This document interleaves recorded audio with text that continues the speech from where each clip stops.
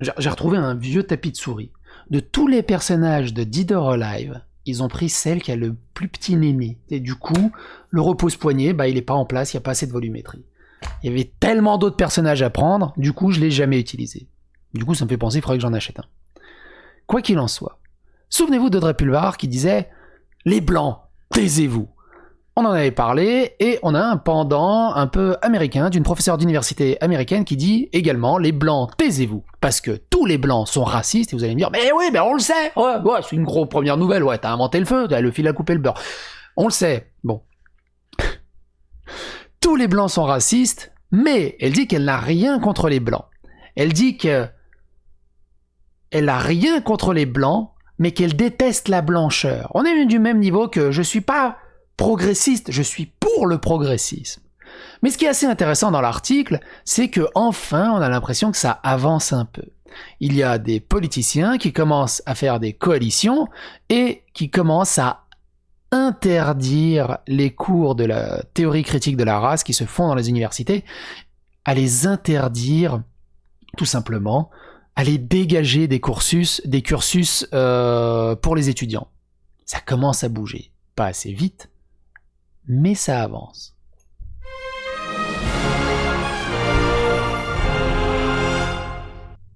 Tous les Blancs sont racistes. Le doyen adjoint de l'université de Brandeis défend la théorie critique de la race et dit qu'elle déteste la blancheur.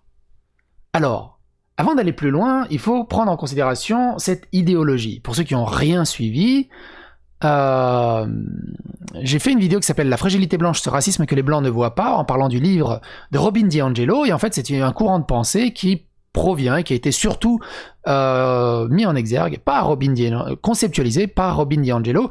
Et si vous ne savez pas ce que c'est, on va tout simplement regarder cet extrait où elle présente cette chose, comme ça tout le monde est sur un pied d'égalité pour comprendre qu'est-ce qui se passe. Et aussi vous vous rendez compte comment pensent les SSJW, Baitso et tout ce qu'on peut voir sur les réseaux sociaux à gauche à droite. C'est un extrait issu de la vidéo de Evergreen et les dérives du progressisme que je vous invite à regarder car elle est étonnamment, incroyablement addictive. Comment on fait s'il n'y a pas de racisme? Eh bien, on utilise la magie du racisme systémique. So an anti-racist frame understands racism as a system. Robin DiAngelo. While individual players partake in it, it's not dependent on individual players. Le racisme systémique, c'est une sorte de gaz. Il est invisible, impalpable et il est absolument partout. C'est un peu comme un deuxième air que tout le monde respire en permanence. Right? It's embedded in the fabric of the society, in all the institutions, the norms, the practices, the policies, the way that history is told, and it functions to ensure an unequal distribution of basically everything between people of color as a whole and white people as a whole. From an anti-racist frame, the question is not was it, the question is how was it? It's always at play. It's in every situation, every dynamic. You can never really say regardless of race, or race had nothing to do with it, right? That's not really possible. To remove it. It is inevitable that I have racist perspectives and behaviors.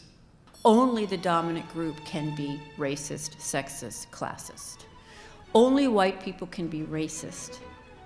It is not possible to avoid being socialized into a racist worldview if you're white. It's not possible. It's coming at us 24/7. The only way to resist it is to be able to see it.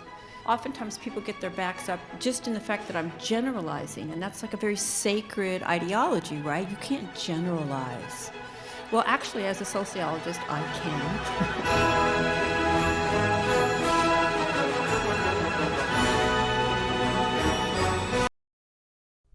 Et on est totalement là-dedans. C'est pour ça que je m'amuse aussi à les appeler SSJW, Super Saiyajin Social Justice Warrior. Ah ben non, ça fait 3 S. Justice Warrior. Ils conceptualisent des choses qui n'existent pas parce qu'il n'y a pas de racisme, et du coup ils inventent le racisme systémique, et c'est comme ça. Ils sont partout. Et donc, que dit cette chère madame? La doyenne de l'université Brandeis, Kate Slater, a déclaré dans un message marquant l'anniversaire du meurtre de George Floyd que tous les blancs sont racistes et qu'elle déteste la blancheur bien qu'elle soit elle-même caucasienne. Slater, qui se décrit sur les réseaux sociaux comme une spécialiste et éducatrice de la justice raciale, a fait ses commentaires controversés à ses 5424 abonnés, un sur Instagram mardi dernier. Vous voyez bien ? Oui. Oui, tous les blancs sont racistes, en ce sens que tous les blancs ont été conditionnés dans une société où l'identité raciale détermine les expériences, résultats de la vie et la blancheur, et la norme et la valeur par défaut. Cela m'inclut, l'éducateur a écrit en majuscule. Elle a poursuivi, je ne déteste pas les blancs, je déteste la blancheur, je ne suis pas progressiste. Oui c'est ça, je ne suis pas progressiste, je suis pour le progressisme. Je suis pas violeur, je suis pour le viol.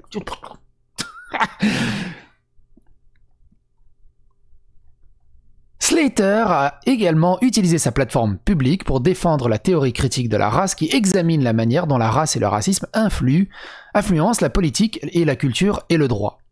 Le concept académique, qui a été promu par des universitaires et des militants et des droits civiques au cours des 40 dernières années, a récemment été critiqué par des éducateurs et des politiciens conservateurs, ce qui incite les législatures dirigées par les républicains dans plusieurs États, le plus récemment, à interdire les écoles et les collèges publics à enseigner.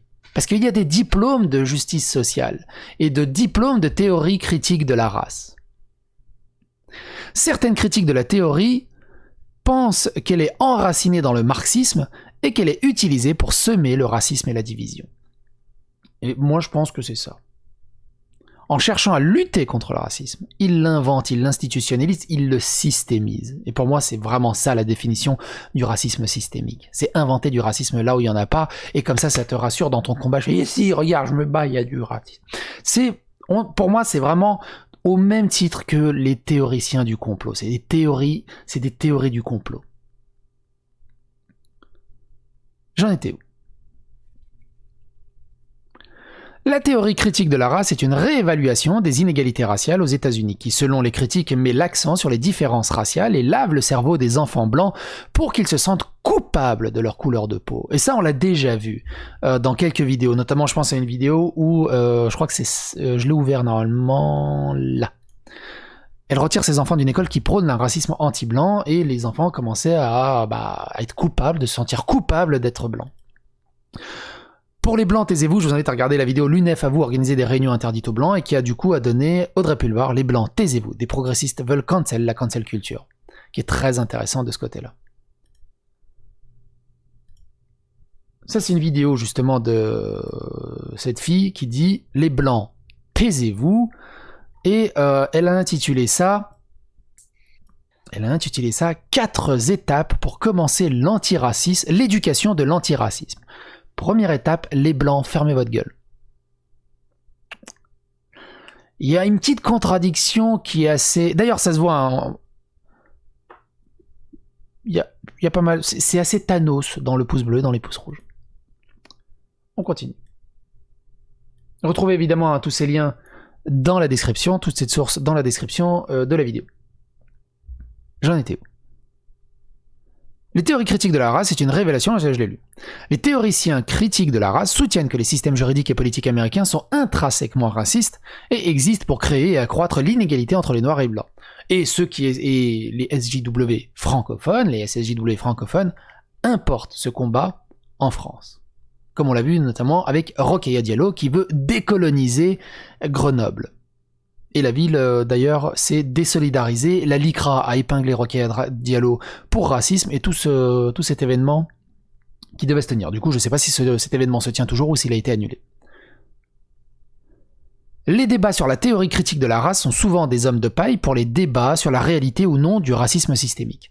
Et aucun nombre de statistiques ou de faits que je pourrais offrir ne va convaincre les gens de voir le racisme systémique s'ils ne le veulent pas, a écrit Slater. La théorie critique de la race ne crée pas d'oppression, elle nomme l'oppression qui existe déjà. Mercredi après-midi, Slater avait rendu son compte privé. Sa page LinkedIn révèle que Slater est titulaire d'un baccalauréat en anglais et au théâtre de Skidmore College, d'une maîtrise en éducation de la Northeastern University et d'un doctorat en politique éducative de l'université du New Hampshire. Ce qui est assez intéressant avec ça, pourquoi vous me dites pas que c'est pas droit ? Ce qui est assez intéressant avec ça, c'est que tu vois que même c'est pas l'intelligence qui rend une personne bête ou conne. Elle peut avoir énormément de diplômes, tu dis, elle a énormément de diplômes, elle doit être quelqu'un d'intelligent. Bah non, souvent les plus extrémistes sont aussi intelligents dans un domaine, mais arrivent à être extrêmement cons du côté humain. Selon le site web personnel de Slater, sa recherche doctorale s'est concentrée sur les expériences des étudiants des minorités sous-représentées dans l'enseignement supérieur et en particulier dans des établissements à majorité blanche. Elle a été embauchée comme vice-doyenne des affaires des étudiants diplômés à Brandeis il y a à peine 6 mois. Un porte-parole de l'université n'était pas immédiatement disponible pour commenter les remarques de Slater mercredi. Et là, c'est intéressant. Brandeis est une université privée d'arts libéraux à $57 000 par an à Waltham. Et quand tu regardes, c'est jamais des problèmes de racisme. Là où, entre guillemets, tu te dirais, il pourrait y avoir des problèmes de racisme. Genre, des universités, des collèges, des lycées dans des quartiers défavorisés, dans le Bronx, ce genre de choses, ou même en France, dans le 9-3, j'ai été au lycée dans les pires lycées du 9-3, il n'y avait pas de problème de racisme, parce qu'il n'y avait que 2 blancs par classe. Il n'y avait que 2 Français par classe et 36 autres nations. À l'époque, j'étais pas encore français, j'étais serbe. J'avais ma carte de séjour. C'est pas carte de séjour, c'est carte d'étranger, je sais pas comment on appelait ça. Bref, on s'en fout. Et là, on pourrait avoir du... Ben non, il y en a pas. Et en fait, ils t'inventent des problèmes de racisme dans des endroits où il n'y a pas de racisme. Mais comme il n'y a pas de racisme, ils t'inventent le racisme systémique. Parce qu'une université à $57 000 par an, dans le Massachusetts, où un peu plus de 5% de ces 5800 étudiants sont noirs, et plus de 45% sont blancs. Les autres et l'arc-en-ciel. Et ça, c'est intéressant aussi. 3 États dirigés par les républicains ont maintenant signé des lois interdisant la théorie critique de la race dans les écoles publiques et près d'une douzaine d'autres tentent actuellement de faire adopter des projets de loi similaires qui empêchent ou empêcheront son intégration dans les programmes.